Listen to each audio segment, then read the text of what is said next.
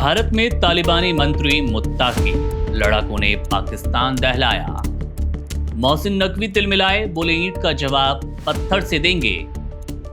आधी रात कैसे हुआ हमला, किसने क्या कहा?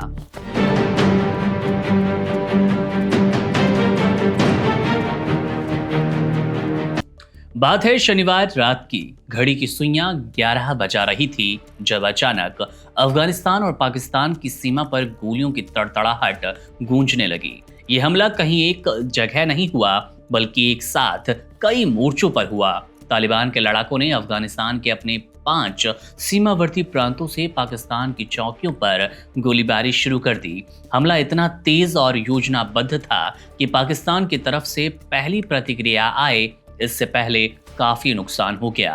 अब तक की जानकारी के अनुसार पाकिस्तानी सेना ने इसमें कम से कम अपने 12 जवान खो दिए। तालिबान की ये कार्रवाई अचानक नहीं हुई, इसके पीछे एक बड़ी वजह है। दरअसल 2 दिन पहले काबुल पर एक एयर स्ट्राइक हुआ, जिसके लिए तालिबान ने पाकिस्तान को जिम्मेदार ठहराया। पाकिस्तान भले ही इस हमले की जिम्मेदारी ना ले रहा हो, लेकिन तालिबान मानता है कि हमला उसी की ओर से किया गया।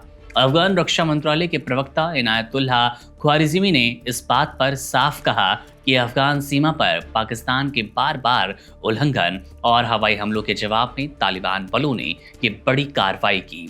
उनके मुताबिक तालिबान ने यह हमला सफल जवाबी हमला कहा। यह हमला अफगानिस्तान की ओर से एक साथ 8 जगहों पर किया गया।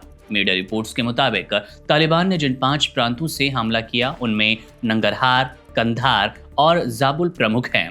नंगरहार के अचीन, स्पिनघार और ललपुरा जिलों से गोलीबारी हुई। वहीं पर कंधार के शोराबाग और मारूफ जिलों से भी हमले किए गए।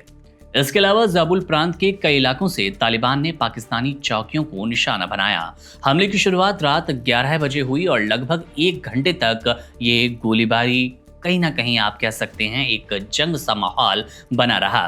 पाकिस्तान की ओर से भी जवाबी हमला किया गया। पाकिस्तानी गृह मंत्री मोहसिन नकवी आते हैं और इस पर अपनी बयानबाजी करते हैं। मोहसिन नकवी ने इसे बिना किसी उकसावे के हमला करार दिया।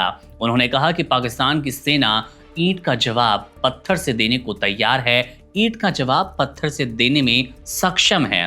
उन्होंने ये भी कहा कि अफगान सेना द्वारा नागरिक इलाकों पर गोलीबारी अंतर्राष्ट्रीय कानूनों का उल्लंघन है। पाकिस्तान की सरकारी मीडिया रेडियो पाकिस्तान के अनुसार 6 से अधिक जगहों पर ये हमले हुए और इसके जवाब में पाकिस्तानी सेना ने तीव्र और कड़ी कार्रवाई की। तोपों और बंदूकों की आवाजें देर रात तक सीमाओं पर गूंजती रही। अब इस पूरे घटनाक्रम का एक और दिलचस्प पहलू ये कि जिस समय पाकिस्तान ने काबुल पर एयर स्ट्राइक की, उसी वक्त तालिबान के विदेश मंत्री आमिर खान मुत्ताकी भारत के दौरे पर थे, दिल्ली में मौजूद थे। तालिबान को यह समय भी चुभा। उसे लगा कि पाकिस्तान जानबूझकर ऐसी एयर स्ट्राइक कर रहा है जिस वक्त हमारे विदेश मंत्री भारतीय दौरे पर है, और शायद यही वजह रही कि जवाबी हमला तालिबान की ओर से इतनी जल्दी और इतनी सख्ती से किया गया। अब हालात इतने तनावपूर्ण हो चुके हैं कि क्षेत्र के अन्य देश भी चिंता में पड़ गए। ईरान, कतर और सऊदी अरब ने दोनों देशों से संयम बरतने की अपील की। ईरान के विदेश मंत्री अब्बास अरागची ने कहा कि दोनों देशों को संयम दिखाना चाहिए, क्योंकि ये झगड़ा पूरे क्षेत्र की स्थिरता को प्रभावित कर सकता है।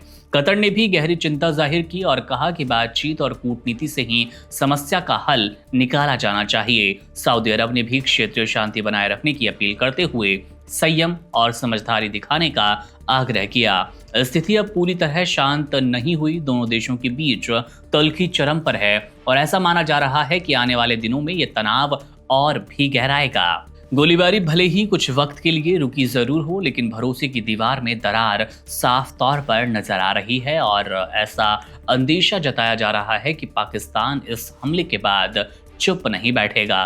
बहरहाल मामले पर हमारी नजर है। जैसे ही कोई अपडेट मिलेगा आपसे साझा करेंगे। तमाम बड़ी खबरों, अपडेट्स और जानकारी के लिए आप बने रहिए वन इंडिया के साथ। शुक्रिया।